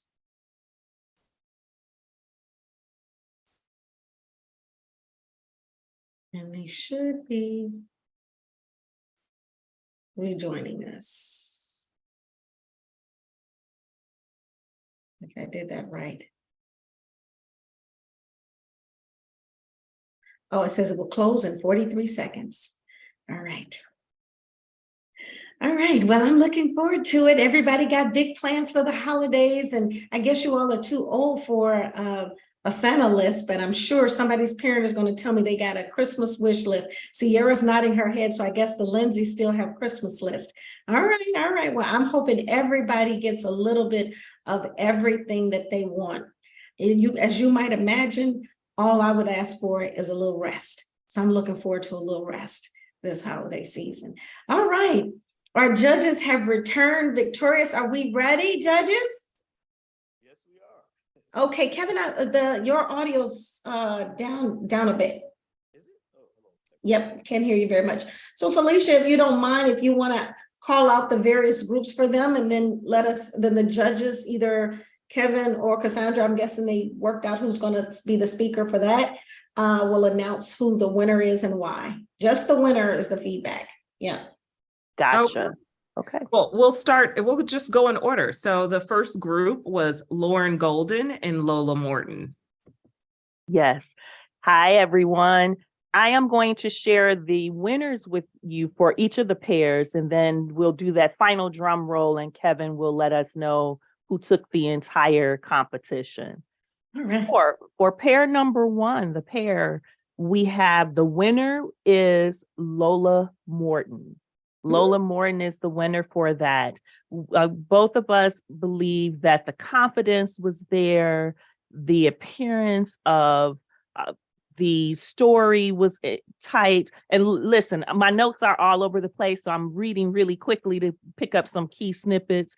Something that I definitely loved was the creation of the story that roped us into the need for having more thought regarding violence. So those different violences that you put into your story really captivated us and showed us that you did your research. So for team number 1, pair number 1, Lola Morton is the winner. Okay. Congratulations, Lola. Yeah, wonderful. Congratulations to her. And then Cassandra, are you just going to take it from there? You don't need me to list off the 2, do you? Going to ask you, Felicia, how did you want to do it? I can simply roll through it since I do have it listed out. Go ahead, you roll on through. Thank you. For pair number 2, we decided the winner is Jaquil Jackson. Jaquil, the story, the firsthand experience, bringing in the example of being Gen Z, and your phrase of staying in a box is not living really resonated with us. And those were some key highlights that we appreciated you sharing in your story. So thank you for sharing those. Thank you for having me. Oh yeah, you're so welcome. You're so welcome. Pair number 3, we decided that the winner is Sky Satati. Sky. And my hope is that I'm not mispronouncing your last name, Sky. However, what we decided was, even if I am mispronouncing your last name, you brought it with letting us know why women in engineering is so important. Thank you for your confidence, for your research, and for being able to share with us this story. So kudos to you and congratulations. Snap, snap. All right, pair number 4. Pair number 4, we discussed, and man, I tell you, this gave us some thought, and we settled on the winner is Sierra Lindsay. Sierra Lindsay. Sierra bringing in the New Year, New Me theme. We appreciated the confidence, the preparedness. We also love the fact that you mentioned small things that you're doing right now will help to make those big changes and give you those big successes in your life. So kudos to you and congratulations on winning. Thank you. You're welcome. Pair number 5. Pair number 5, we selected the winner to be Devin Lindsay.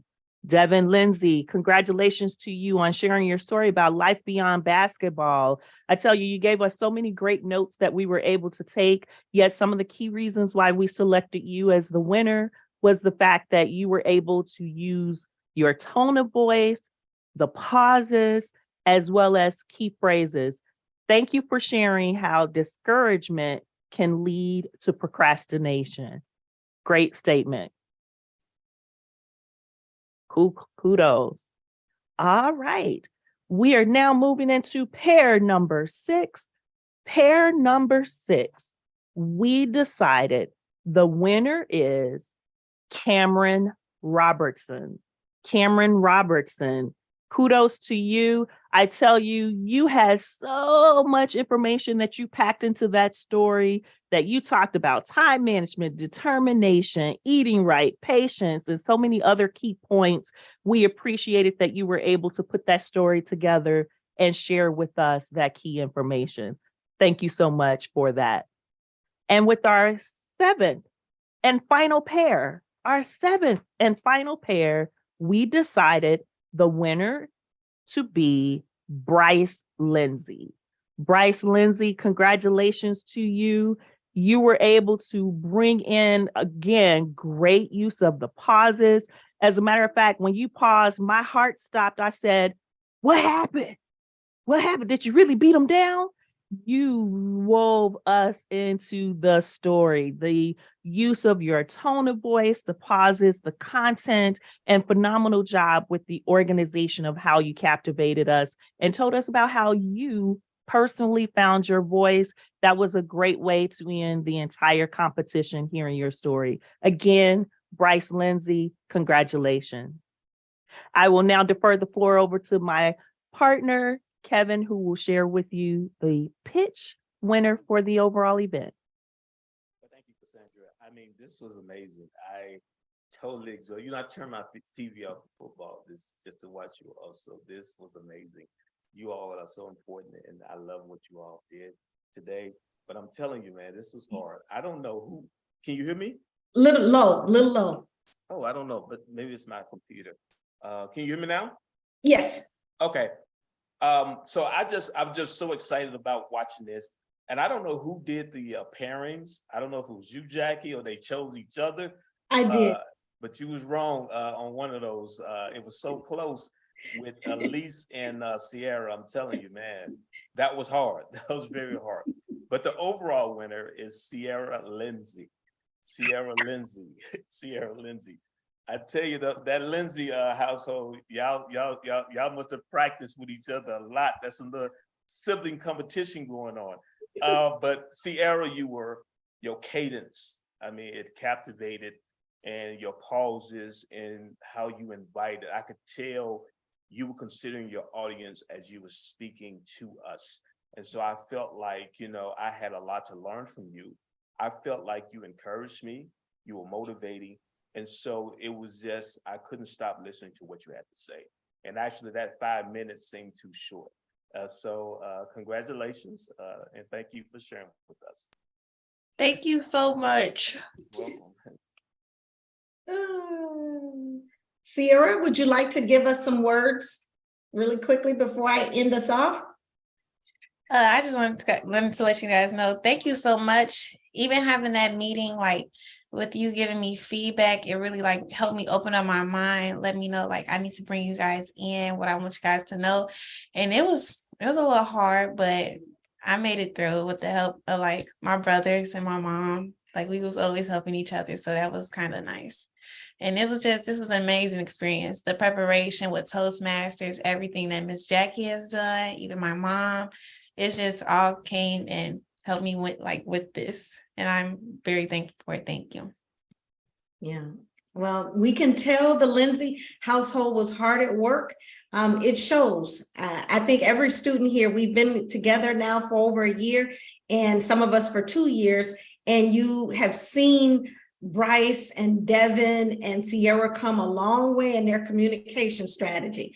And so today was a great, you should pat yourselves on the back. If mom's over there listening, mom, I know you want to poke your head in here. She's a proud mama bear to know that all her babies came in first place their competition. So that's an exciting place to be. Well, what does that mean? So each and every one of you, as I mentioned, will be receiving post this session a certificate of achievement for having completed Pitch Perfect, along with a gift certificate from our benefactors, Pizza Capri, and Miss Sierra Lindsay will also be receiving a Zelle today of $200 for her award-winning accolades today from participating in Pitch Perfect. So we are just excited and delighted that you guys hung in there and that you did put your best foot forward. And here's the thing, to me, this is a hard competition because I almost thought that we were going to say Bryce. I almost thought we were going to say Bryce because I felt so much emotion when he was given his pitch. So what this is just sharing to all of us is that the way you win is the way you engage and how you prepare and preparation and plan. And so practice will make perfect. Each and every one of you, the anxieties will go away the more often that you do this. So each and every opportunity that you have to speak, raise your hand. Never be afraid to engage. You come into a room, your first day at class, raise your hand. You're in the church. The pastor says, hey, do you want to come up and testify? You got a testimony today, Sierra. Never be afraid to testify, speak. Every opportunity you have that you're given to speak as men and women of color, take it. Seize the day. Well, this is the end of our Pitch Perfect competition. I'm going to give our judges as well as our viewing audience back their Sunday afternoon, as well as the rest of you. And I am going to celebrate with my mother on her birthday. So I thank you all for joining us and stay tuned. And for those family members that are watching, if you too would like your young adult to participate in programming like this and programming like that we have with Toastmasters and programming that we do with Mr. McNeil, please join us at www.midwestcollegeproject.com or feel free to donate to help us continue to grow and go at www.mcp6week6figure.com. Thanks again and have a wonderful afternoon. Bye-bye.